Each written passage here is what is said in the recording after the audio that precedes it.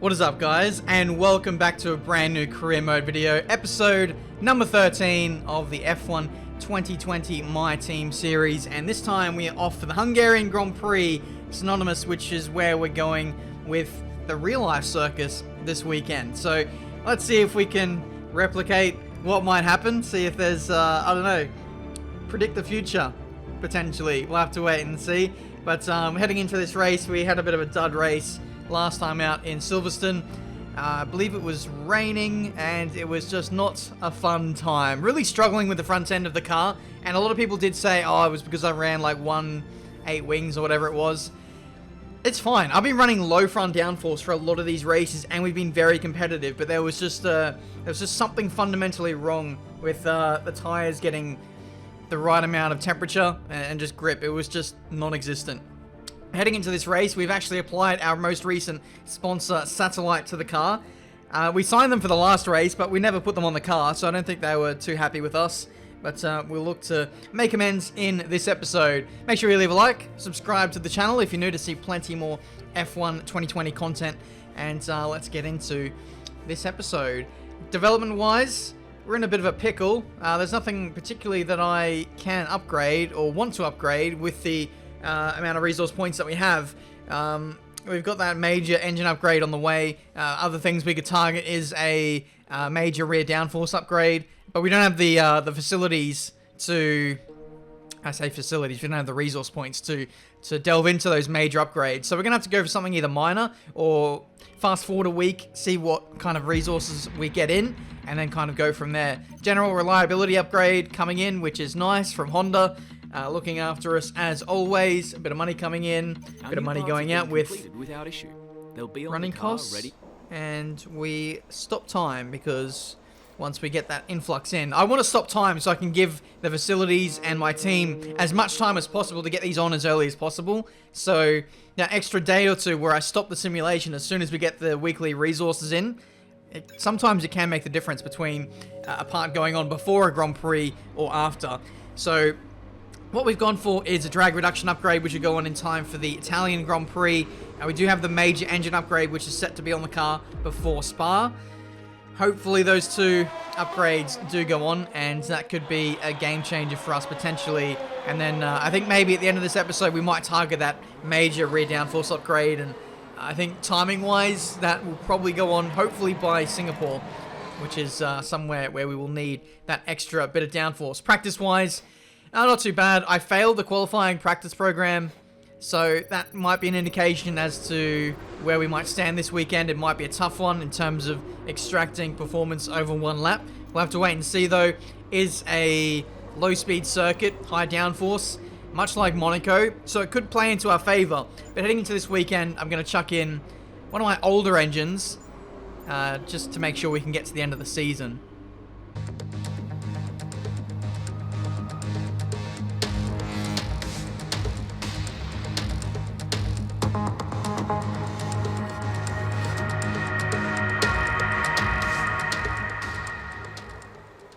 Okay, qualifying time for the Hungarian Grand Prix.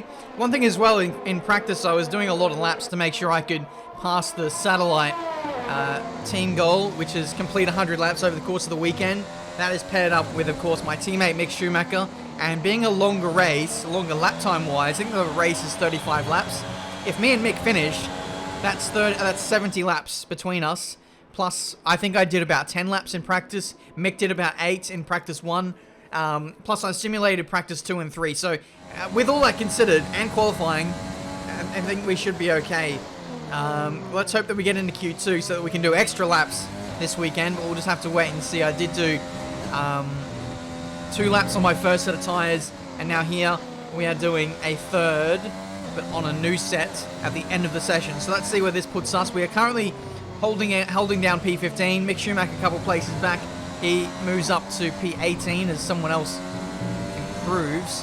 And we are falling down the order, it seems, here in the final couple moments of this session. Looks like a lot of people are finding pace as the track is ramping up. We're ramping up our pace as well. It says we're up by 2.5 seconds. That's not the case. The delta is definitely lying to us, which is very frustrating. Out of the final corner, up to the line.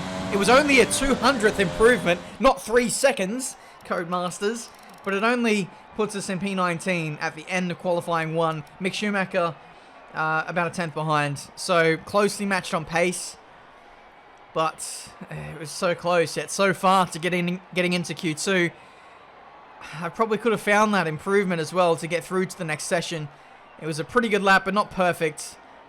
A really good lap would have got me out, so it's a shame. Especially at a track like this, where I would have favoured our chances, given that we do have a weak power unit, drag reduction isn't the best on this car, and we do have decent levels of downforce. That is our strength, and our chassis is actually really good. But not to be. Heading into the race, it's going to be tough to overtake, so let's hope we can get them on strategy or a safety car. Welcome to Budapest once again for another round of the Formula One World Championship. Historically a good race for first victories, with Button, Hill, Alonso and Heikki Kovalainen all reaching the top step of the podium for the first time here. Okay, so grid time for the Hungarian Grand Prix. To be honest, I'm just muting Anthony Davidson's commentary here, because for like literally 3 races in a row, Crofty asks him to talk about McLaren, and like, why? He even does it in the next episode in Spa as well, so don't expect any intro there. Heading into this race, we've got a couple of grid penalties. I think we had one for Lance Stroll up ahead, but then we had one for Pierre Gasly, and also Kimi Räikkönen starting from the back row of the grid. So, it's promotion for the 2 Marduk Motorsport boys. Strategy-wise, looks like we're going to do a 1-stop. The 2-stop is not too bad, actually, in close proximity to the 1-stop, but track position is key here, especially this year's game where dirty air is a little more prominent. So we're going to go for the 1-stop. I am playing around with switching to softs to see if I can make that work, but it looks risky, and given our car pace, we don't need to take those car risks, so we'll have to wait and see. 5 red lights, and away we go for the Hungarian Grand Prix. Once again, a very overcast day, which will play into our favour as we don't get off the line very well. George Russell absolutely flying on the run into turn 1. We're going to take the outside line, and we fly past 3, 4, 5 cars there into turn 1. P13, thank you very much. It's been a great start. So let's see if we can take this further on this opening lap. This is always the best opportunity to get some spots. And much like in Silverstone, the first lap is where we... Oh no! Held up behind Kvyat, and now here comes Sergio Perez up the inside into the fast left-hander. We do manage to hold him off there, and it is P13 for the taking in this Hungarian Grand Prix. I was just going to say, our race was kind of decided after lap 1 in Silverstone. I wonder if it's going to be the same case here today, given the difficulty in overtaking. But it is a dry session. I'd imagine we'd have a lot more pace than what we did in Silverstone, especially with strategy up in the air. I think there might be some people stopping, especially those who started on the soft compound tyre. It doesn't exactly look viable to make a 1-stop work from the softs. I mean, you could probably go to the hards, but then it's much slower than the strategy that we're running. So this could be very interesting, especially when you consider that those at the front will stop early and it'll be held up behind the likes of my teammate, for example, those guys at the back end of the field. Let's hope that we're close enough to capitalize on that as we see Sergio Perez, speaking of close, up the inside into turn 3. No, it's not turn 3, turn 2. And he's going to hold the outside line, but we just park it on the apex there and stay in front of the racing point. All right, settling into this race, and it looks like we don't exactly have the pace to run with Danny Kvyat up ahead in the AlphaTauri. AlphaTauri is pretty ridiculous. They're actually, I think, behind us in the car performance index, but they're massively outperforming where they are on the chart. They're doing like a career mode, a Tiametmarduk to the rest of the field. That team, they're massively overperforming, and it's amazing to see. We've got a yellow flag up ahead as we're still getting attacked by Sergio. I can't quite tell who it is. It is Sebastian Vettel, who is out of the Hungarian Grand Prix. Ferrari, oh, could you imagine if they bring their new car to this racetrack and straight away it fails? No, let's just... Ferrari have had enough bad luck as it is. Let's try and pray for some good luck. Let's manifest a win for Ferrari. Please. I mean, that would be insane to see Ferrari bounce back after the first 2 rounds that they've had. Let's hope, eh? laps out. I'm not even a Ferrari fan. I just want to see them up there. I just want to see a close fight for the top 3 teams. That's all I want to see. Charles Leclerc is in for medium tyres. The sun is out here in Hungary, so the clouds are really dissipated, and track conditions are going to change drastically. Will that affect the performance of our car? I have actually really lowered the tyre pressures, and maybe the tyres are too cold. I doubt it, but it could be a consideration worth noting. But yeah, everyone making their early stops, and they are getting held up behind the lower midfield guys. So this is our chance to shine now. We do have better pace than those behind us. Not better pace than Charles Leclerc, that's for sure. But the likes of Vettel, oh, he's out. The likes of Max Verstappen and company, who are stuck behind my teammate, they're going to be limited to my teammate's pace, and we can lap better than that. So we might be in with a really good shout of points here. We are P7, and a lot of people making 2 stops or getting held up behind slower traffic. I've just been notified by my team that Ocon here has a problem, which is slowing him down, and he's a couple positions up the road.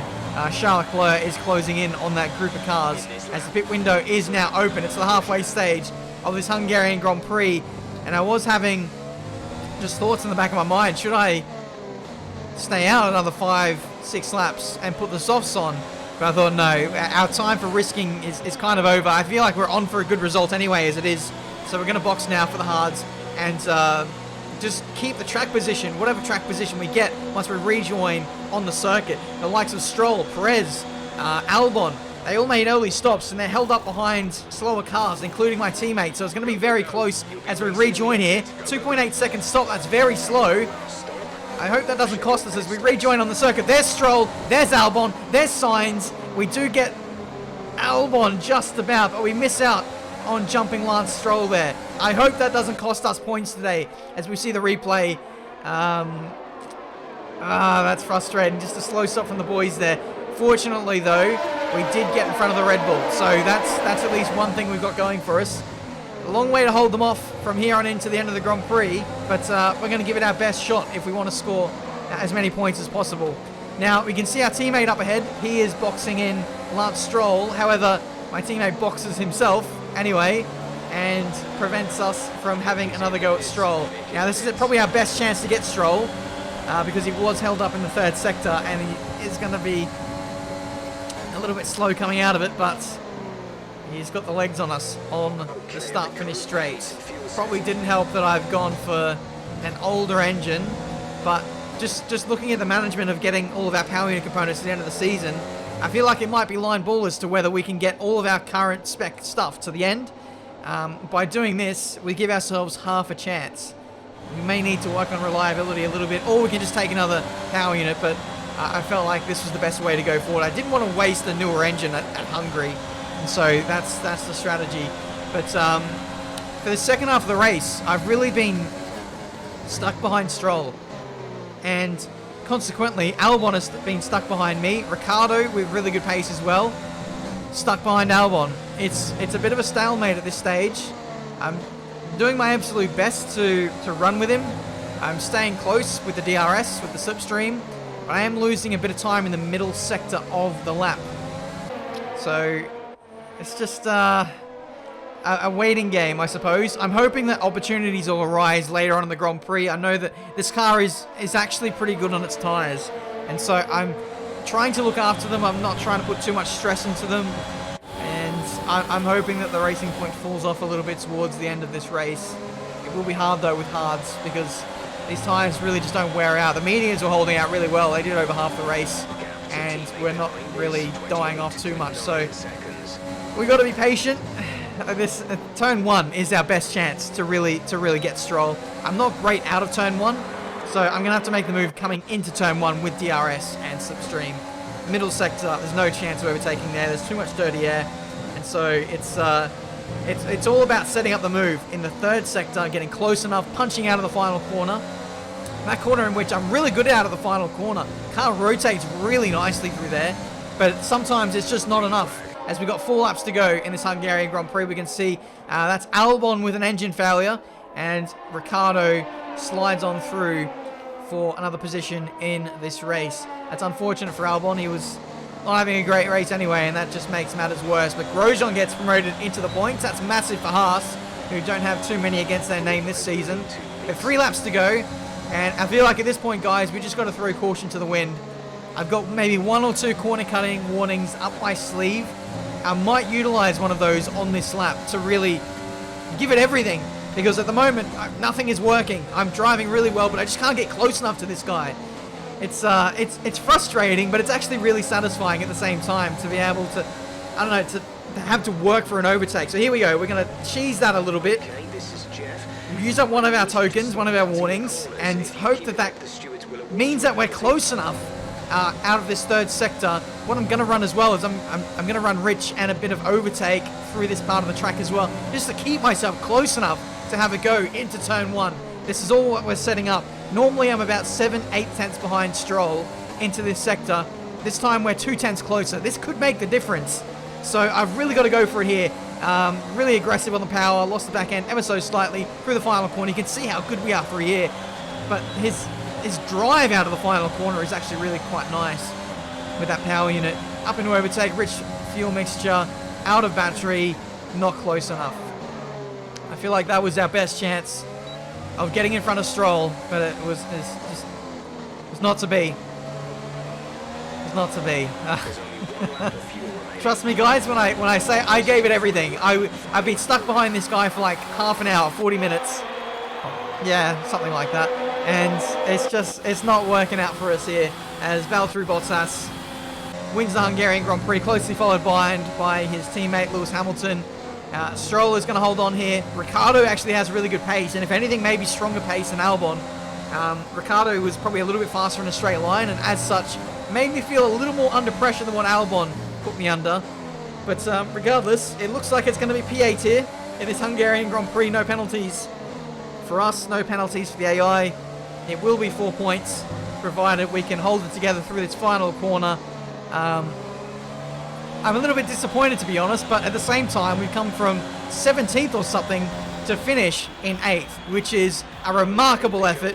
We've made the most of the strategy, people getting held up behind slower cars, and with 4 points against our name, given our 1 lap pace, I really can't argue with that. Driver of the day, we'll take it, and we'll run on to the next Grand Prix. The Mercedes team pulled out a fantastic performance today. They should be proud. After an excellent performance at the Grand Prix, I'm sure there'll be plenty of celebrations tonight amongst the Mercedes team, and they certainly deserve it. So there we go, that is the Hungarian Grand Prix. I feel like it might have been a shorter episode, but there wasn't too much action. It was quite an intense race, actually, just a massive mental battle, trying to get as close as I could to Lance Stroll. He was always at arm's length, but the dirty air was keeping things interesting. It was keeping me honest. I was really pushing the whole race. Trust me when I say that. I was grinding so much, I feel like I had better pace, but the dirty air was just keeping him at arm's reach. And it's P8 in this Hungarian Grand Prix. It's good to see. It's a little bit of realism. It's a reality check that we need to continue to work on the car. And it's satisfying in a way that we had to work for that. In the end, it didn't work out, but it's nice to not absolutely blow past someone on a straight with silly slipstream and silly DRS. We came close on a couple times, but nothing really that amounted to anything. We move up in the constructors, so that's nice. We jump, who was that, Alfa Romeo, I think? So not a bad shout for us today. That was a weak circuit for them. We are beating Pierre Gasly in the rivalry, so that's nice to see. Getting close to level 11 acclaim. Also level 8 acclaim for myself personally. And when we get to level 8, I can upgrade some of my driver perks a little more, so I can increase resource points. I can get extra interview answers and less engine wear, stuff like that, which I'm sure I will reinvest into myself. 2.4 mil of cash to spend, so we will upgrade the facilities at the start of the next episode. So guys, I hope you can join me for that one. It will be the Belgian Grand Prix. We're going to go through the summer break period, and I'd imagine there's probably going to be some housekeeping to do there, possibly some big upgrades we can do. There might even be some driver transfers potentially being the midway point of the season, though.